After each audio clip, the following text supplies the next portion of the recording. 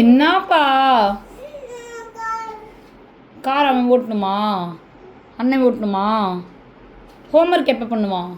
உன் கூட உட்காந்து கார் ஓட்டணும்னா நானும் பார்த்துட்ருக்கேன். அவனை நீ எவ்வளோ சேட்டை பண்ணிகிட்ருக்க தெரியுமா துருவன்? புகழ். Sorry sorry sorry.